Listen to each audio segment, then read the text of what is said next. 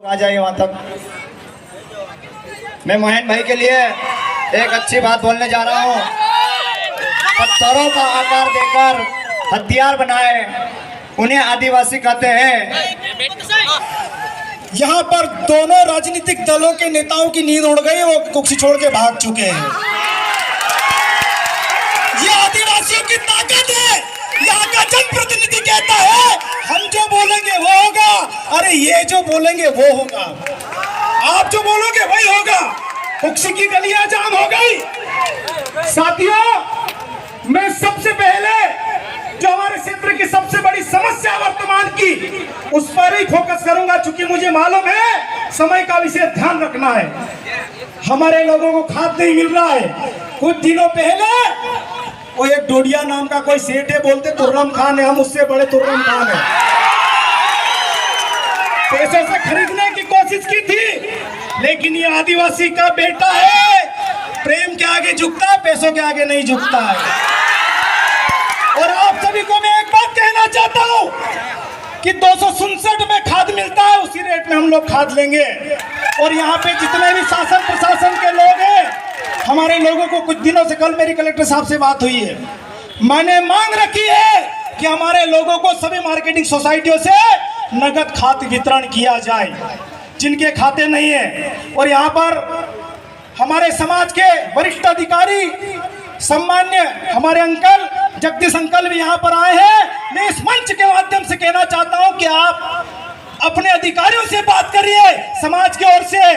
और इस मंच से मैं घोषणा कर रहा हूँ, कितने किसान बेटे ईमानदार हाथ ऊंचे करो।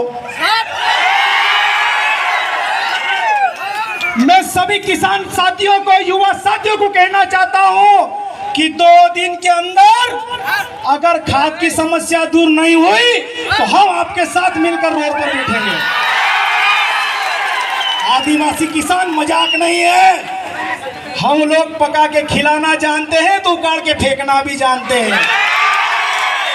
गाजर घास को कैसे उखाड़ना, पुआड़िया को कैसे उखाड़ना, डोंटे को कैसे उखाड़ना हम लोग जानते हैं। और जो सेठ साहूकार व्यापारी यहाँ पर खाद जमा करके जो बेटा है ना, मैं कृषि विभाग के अधिकारियों को चैलेंज करना चाहता हूँ। उस दिन भी बहुत माल पानी खाया जिस दिन हमने कार्रवाई करवाई। मैं उनको कहना चाहता हूँ, मैं उनको चैलेंज करना चाहता हूँ, जो उखाड़ना उखाड़ लो। मेरी माता बहना बेटी है, मेरे शब्द गलत हो सकते हैं लेकिन अंदर की भड़ास है। मैं उनको कहना चाहता हूँ कि जितने व्यापारियों के गोदाम है उसमें यूरिया खाद पड़ा है, यहाँ पर पुलिस विभाग भी मौजूद है। अगर 2 दिन के अंदर व्यापारी खाद नहीं बांटता है तो हम ताले तोड़ने के लिए जाएंगे। साथियों, हमारे समाज के पूर्वज बोलते आए हैं कि मांगने से नहीं मिलता है तो छीनना भी पड़ता है। और हम लोग खाद लाएंगे तो उसका पैसा भी बराबर देंगे, क्योंकि आदिवासी खुददार कौम है। फ्री में नहीं लाएंगे, लेकिन 267 रुपए देंगे, 450 रुपए नहीं देंगे। और साथियों, यहाँ के हमारे जितने भी जनप्रतिनिधि हैं, चाहे वो विधायक जी हैं, चाहे वो सांसद जी हैं, चाहे जिले की कितने भी विधायक हैं, मैं उन निकम्मों को कहना चाहता हूं कि एक भी किसानों की आवाज नहीं उठाई उन्होंने। अरे किसान पकाएगा नहीं तो खाओगे क्या पिज्जा बर्गर? कब तक खाओगे पिज्जा बर्गर? अरे जीने के लिए, जिंदा रहने के लिए रोटी चाहिए, अनाज चाहिए, और वो हम उगाते। और साथियों, हरिओम भाई ने इस मंच के माध्यम से मुझे धन्यवाद दिया। मैंने कोई बहुत बड़ा काम नहीं किया, मैं भी एक किसान की औलाद हूँ। मैंने एक किसान के बेटे का फर्ज अदा किया और डंके की चोट पर किया। कई लोगों ने बोला, वो डोडिया सेठ मंच के माध्यम से बोल रहा हूँ, संचालनकर्ता से निवेदन करना चाहता हूँ कि थोड़ा सा समय ज्यादा लूंगा, ज्यादा नहीं लूंगा। वो डोडिया सेठ के बारे में बोलते हैं कि वो अपने लोगों को बंद कमरे में मारता है, गोदाम में मारता है, डोडिया बस में बिठा के मारता है। किसी को कुछ लोगों ने बोला कि महेंद्र कन्नौज का भी 2 दिन में नंबर आ जाएगा। मैंने कहा आपकी साइड पर मार सन हम, क्योंकि जिस प्रकार से लोकेश ने बोला, इस रगों में लड़ने वाला खून है, डरने वाला खून नहीं है। समाज के लिए लड़ते हैं, अपने लोगों के लिए, अपने किसानों के लिए, मेरे कुछ क्षेत्र वासियों के लिए, धार जिले वासियों के लिए। अगर हमको सीना भी अड़ाना पड़ा ना तो हमारे अंतिम भाई लोकेश भाई जितने सबके सीने अड़ेंगे। और मैं मेरे क्षेत्र के किसान भाइयों से और किसानों की खासकर औलादों से, मैं भी किसान का औलाद हूँ, जमीन कम है पर फिर भी औलाद हूँ, और मेरे पिताजी को खाद कैसे मिलेगा इसकी अगर मैं चिंता नहीं करूंगा तो सबसे बड़ा नालायक बेटा मैं ही कहलाऊंगा। और कुछ लड़के मेरे युवा साथी हमारे माँ बाप को वहां खाद की लाइन में भेज दिए। अरे दरवाजा तोड़ के लाते क्यों नहीं हो? और मैं यहाँ के सम्मानीय एसडीएम साहब को भी कहना चाहता हूँ, हमने विश्व आदिवासी दिवस की छुट्टी के लिए माननीय एसडीएम साहब के कार्यालय गए थे, लेकिन एसडीएम साहब ने कहा कि मैंने आज तक बाहर ज्ञापन नहीं लिया। ये कुक्सी क्या सामान्य वर्ग का क्षेत्र है कि आदिवासियों का है? लेकिन आदिवासियों के लिए नहीं निकलते। सम्मान्य एसडीएम साहब, आपका हम मान सम्मान करते हैं, बहुत अच्छा काम करते हो, और यहाँ पर जो एसडीएम आए हैं वो दरवाजा खुला रखते हैं, लेकिन आप आदिवासियों का उस दिन जो व्यवहार हमने देखा है मुझे तकलीफ हुई है और मेरी तकलीफ जायज है। साथियों, आज आप लोगों ने जिस प्रकार से कुक्सी में जो माहौल बनाया, कुछ लोगों को लग रहा था कि 2-4 लोग क्या कर लेंगे। मंच देख के, पंडाल देख के लोग हंस रहे थे। राजनीतिक दलों के नेता यहाँ पर राउंड मार रहे थे, उनके कार्यकर्ता। अरे कुछ नहीं है भैया, कुछ नहीं। लेकिन जब पूरे माहौल, पूरे कुक्सी में जब माहौल देखा ना तो उनकी गुग्गी पोस्ट हो गई। और मैं सभी मेरे समाज के लोगों से, युवा साथियों से कहना चाहता हूं कि मेरी ताकत भी आप लोगों अकेला चना भाड़ नहीं फोड़ सकता। और हम तो सर पर कफन बांध के घूमते हैं। मरने का आप पहले भी डर नहीं था और आज भी डर नहीं है। और जिस दिन मरना होगा मर जाएंगे, लेकिन मरेंगे तो शान से मरेंगे, डर डर के मरने वाले हम लोग नहीं हैं। साथियों, बहुत सारी बातें हैं, वक्ता भी बहुत सारे हैं। मेरे से पूर्व वक्ताओं ने भी बहुत अच्छी बात बोली है, बहुत अच्छी बात बोली है, लेकिन मैं ज्यादा वक्त नहीं लूंगा।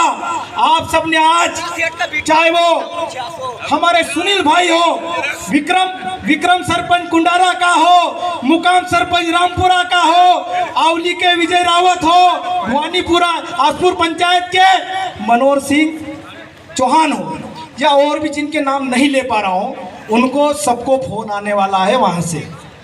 कहां से? कहीं से आएगा उनके पास। क्यों गए भाई तुम जयेश के कार्यक्रम में? उनको मैं कहना चाहता हूँ कि एक भी सरपंच को अगर परेशान करने की कोशिश की, हम लोग कुछ नहीं है। हम लोग न तो विधायक है, न सांसद, न कलेक्टर, न कमिश्नर है, लेकिन हम लोग रोड पर बैठना जानते हैं। और जिस दिन हमारे समाज के जनप्रतिनिधि जो छोटे सरपंच जीत के आए हैं, उनको अगर किसी प्रकार की दिक्कत आई, खाली फोन लगा देना तो व्हाट्सएप मैसेज कर देना। साथियों, बातें बहुत सारी है और हमारे अधिकारी कर्मचारी, समझ गया कहता भाई, समय का अभाव है। हमारे जो अधिकारी कर्मचारी आज भी जो डर के घर में घुसे हुए हैं, उनको मैं कहना चाहता हूं, अभी किसान खाद के लिए तरस रहा है, जल्दी घर से निकल जाओ वरना आरक्षण के लिए तरस जाओगे। और ये जो युवा, अनपढ़ युवा, भोला युवा या पढ़ा लिखा युवा, जो डंके की चोट पर यार समाज के लोग अगर गुलामी कर रहे होते तो आज हमारे महापुरुषों की जो फोटो लगी है ना, ये नहीं लगती। अरे जीवन एक बार मिलता है और मरना है, मर जाएंगे, लेकिन मरने के बाद भी अगर कोई नाम ले, ऐसा काम करके हम सब। तो साथियों, बहुत बहुत धन्यवाद। मैं 1-2 लाइन का गाना सुनाऊंगा, शायद आपके अंदर की जो आदिवासियत है वो बाहर निकल आए। साथियों, मुझे ऐसा लगा कि यार आदिवासी कल्चर में जाना चाहिए, धोती नहीं पहनते आते, रेडीमेड लोकेश की दुकान से लाया हूँ। जोरदार ताली बजाए इसके लिए, शानदार धन्यवाद होना चाहिए। और इस गाने को सुनकर लोकेश ने CRPC धारा की बात की है, उस पर भी हम गौर करेंगे, क्योंकि मेरे ही गांव में सबसे ज्यादा मोटरसाइकिल रोकी जाती पुलिस द्वारा, उस पर भी कार्रवाई करेंगे। लेकिन आप सब साथ में रहोगे तब। मैंने पहले ही बोला, अकेला चना भाड़ नहीं फोड़ सकता, सबकी सहभागिता जरूरी है। हमारे लोगों को हालांकि पुलिस विभाग के खिलाफ मैं नहीं बोलूंगा, बहुत अच्छी सेवा दे रहे, सुबह से वो कल से बहुत अच्छी सेवा दे रहे। अगली जब सभा होगी और विस्तृत जांच करके बात करेंगे, लेकिन इस मंच के माध्यम से, विश्व आदिवासी दिवस के माध्यम से, चाहे वो परिसर के यहाँ रोकना हो, चाहे तालनपुर मंदिर के वहाँ रोकना हो, पुलिस विभाग से निवेदन करना चाहता हूँ कि हमारे सबसे ज्यादा हमारे लोगों को रोका जाता है, तो ये थोड़ा उल्टा करो। बाजारे रोको, हमारे लोग मजदूर आते हैं, दाड़ के आते हैं, टिफिन वाले 4-4 मजदूर कौड़ी खेड़ा के, चिलवा के, कापसीपुरा के सब